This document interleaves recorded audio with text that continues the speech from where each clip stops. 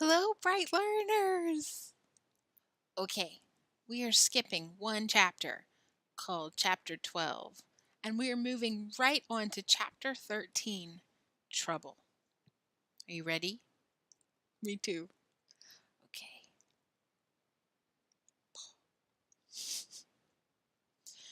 The days went merrily by for the freight car family. Hardly a day passed, however, without some exciting adventure.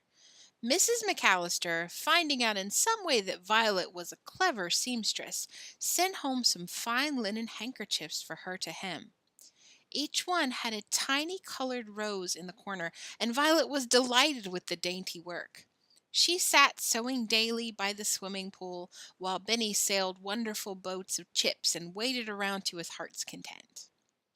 The freight car pantry now held marvelous dishes rescued from the dump, such rarities as a regular bread knife, a blue and gold soap dish, and half of a real cut glass bowl.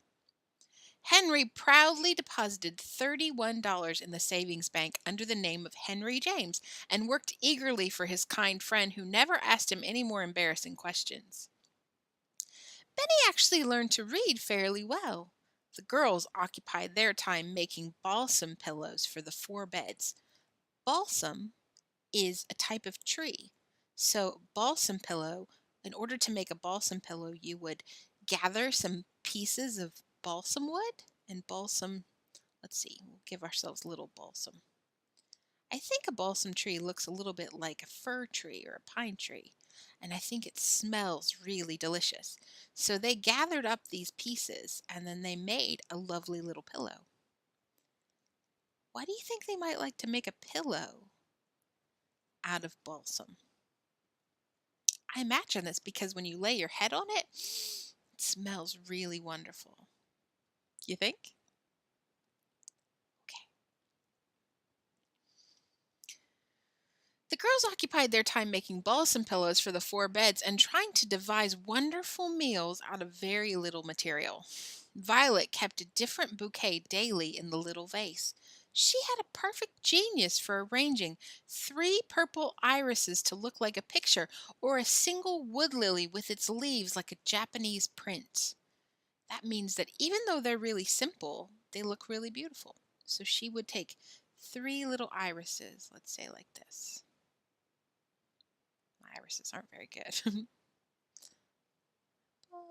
And then she would arrange them all in a lovely vase. One, two, three. So that even though there were only a couple of them, they still looked really beautiful. Have you ever seen a vase full of flowers, and even though it doesn't have many in there, it's still a really lovely color? Very simple looking. Let's do that. There are three lovely irises. Each day the children enjoyed a cooked dinner, filling in the chinks with perfect satisfaction with bread and butter, or bread and milk, or bread and cheese. They named their queer house Home for Tramps and printed this title in fancy lettering inside the car. One day, Jessie began to teach Benny a little arithmetic. Math. He learned very readily that 2 and 1 make 3. I knew that before, said Benny cheerfully, but it was a different matter when Jessie proposed to him that 2 minus 1 left 1. No, it does not left 1, cried Benny indignantly. It left 2. Why, Benny, cried Jessie in astonishment, supposing you had 2 apples and I took away 1. What would be left? Let's see, let's do our apples. 1, 2, that's a skinny apple. 3, big fat apple. 1, 2, 3. Ooh, we need brown stems for them, don't we? 1, 2, 3. Supposing. Why, Betty, cried Jessie in astonishment, supposing you had 2 apples and I took 1 away, wouldn't you have 1 left? You never would, objected Benny with confidence. No, but supposing Watch took 1, suggested Jessie. Watchy wouldn't take 1 neither, said Benny, would you, doggy? Watch opened one eye and wagged his tail. Jessie looked at Violet in despair. What shall I do with him? She asked. Violet took out her chalk and printed clearly on the outside of the freight car the following example: 2 minus 1 equals. Now, Benny, don't you see, she began, that if you have two things and somebody takes away one, that you must have one left? I'll show you myself, agreed Benny finally with resignation. Now see the two? He actually made a respectable figure 2 on the freight car. Now here's a nice one. Let's see, let's do it like this. 2, he makes that 2, and he makes a 1. Now supposing I take away the 1, I still have 2 left. Jessie rolled over against a tree trunk and laughed until she nearly cried. Violet laughed until she really did cry. And here we come to the first unpleasant incident in the story of the runaway children.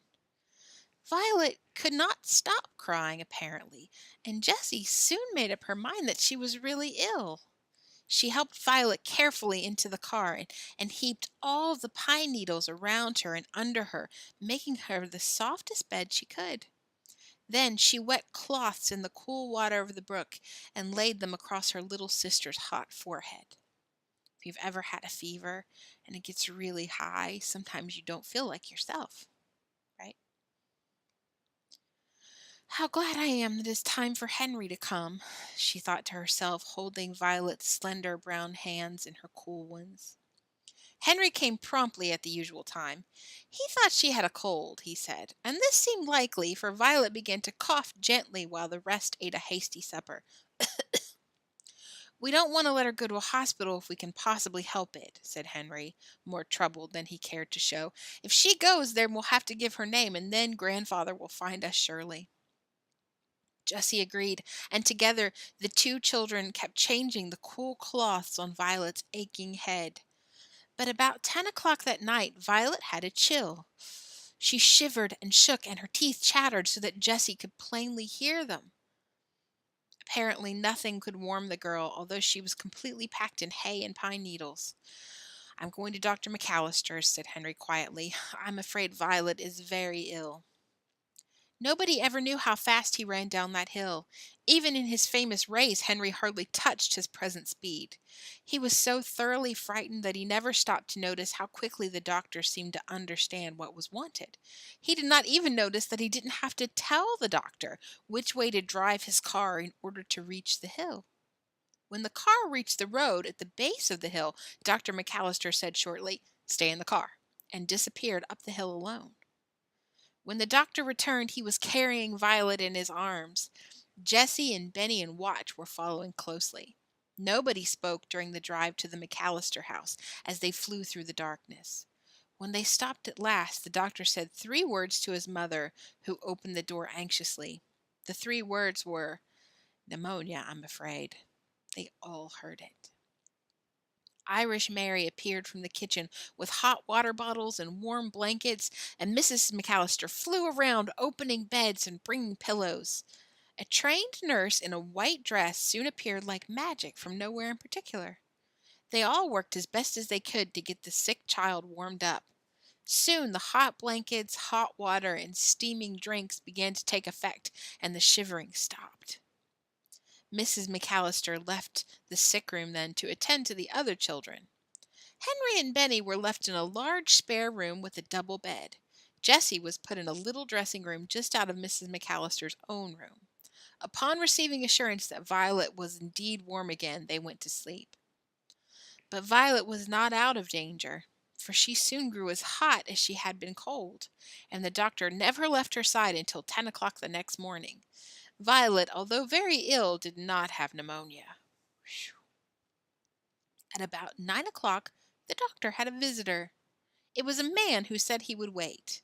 He did wait in the cool front parlor for over half an hour. Then Benny drifted in. "Where is the doctor?" said the man sharply of Benny. "He isn't upstairs," answered Benny readily. "This means a lot of money to him if he only knew it," said the visitor impatiently. Oh, that wouldn't make any difference, Benny replied with great assurance as he started to go out again. But the man caught him. What do you mean by that, Sonny? He asked curiously. What's he doing? He's taking care of my sister Violet. She's sick. And you mean he wouldn't leave her even if I gave him a lot of money? Yes, that's it, said Benny politely. That's what I mean. The visitor seemed to restrain his impatience with a great effort. You see, I've lost a little boy somewhere, he said. The doctor knows where he is, I think. He would be about as old as you are. Well, if you don't find him, you can have me. I shouldn't wonder, observed Benny comfortingly. I like you. You do? Said the man in surprise. That's because you've got such a nice, soft suit on, explained Benny, stroking the man's knee gently. The gentleman laughed heartily. No, I guess it's because you have a nice soft laugh, said Benny, changing his mind. The fact was that Benny himself did not know why he liked this stranger, who was so gruff at times and so pleasant in others.